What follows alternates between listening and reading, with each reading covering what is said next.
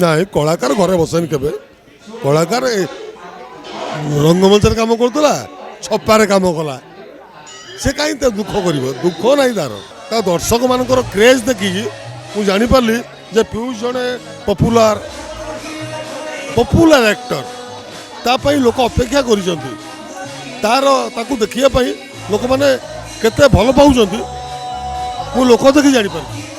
ମୁଁ ଆଜି ବହୁତ ଖୁସି।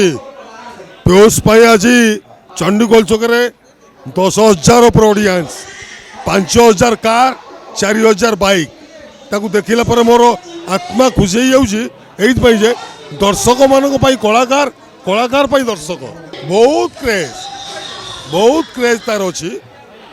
ତା କର୍ମ, ତାର ସଫଳତା ଦର୍ଶକମାନେ କହିବେ, ମୁଁ କିଛି କହିପାରିବିନି। ଏତେ ଦିନ ହେଲା ଆପଣ ଯାତ୍ରାକୁ ପାଖରୁ ଦେଖିଲେଣି, କୌଣସି କଳାକାର ପାଇଁ ଲୋକମାନେ ଏତେ ଦିନ ଅପେକ୍ଷା କରିବା, ବର୍ଷେ ଅପେକ୍ଷା କରିବା, ଏତେ ଦିନ ଅପେକ୍ଷା କରିବା ଦେଖିଥିଲେ ଆଗରୁ? ହଁ, କଳାକାର ପାଇଁ ଦର୍ଶକ ଅପେକ୍ଷା କରନ୍ତି। ମୁଁ ଦେଖିଛି ଦୈତାରୀ ପଣ୍ଡା ପାଇଁ ଅପେକ୍ଷା କରିଛନ୍ତି, ମହେନ୍ଦ୍ର ଦାସ ପାଇଁ ଅପେକ୍ଷା କରିଛନ୍ତି, ଦେବବ୍ରତ ପାଇଁ ଅପେକ୍ଷା କରିଛନ୍ତି, ସୁରେଶ ପଣ୍ଡା ପାଇଁ ଅପେକ୍ଷା କରିଛନ୍ତି, ପ୍ରତାପ ରାଉତ ପାଇଁ ଅପେକ୍ଷା କରିଛନ୍ତି। ଯେତେ ସବୁ ଇଣ୍ଡଷ୍ଟ୍ରିରେ ଭଲ ଭଲ ର୍ୟାଙ୍କରେ ଅଛନ୍ତି ସମସ୍ତ ପାଇଁ ଅପେକ୍ଷା କରିଛନ୍ତି। ଅପେକ୍ଷାରେ ଗୋଟେ ମଜା ଥାଏ, ଖୁସି ଥାଏ, ଆନନ୍ଦ ଥାଏ। ସମୟ ଅନୁସାରେ ସବୁ ଜିନିଷକୁ ଲୋକ ଗ୍ରହଣ କରିବେ।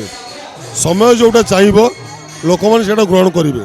ସେତେବେଳେ ଥିଲା ମୋବାଇଲ କାମ, ଏବେ ଏଆଇ କାମ, ଏଆଇ ଯୁଗ।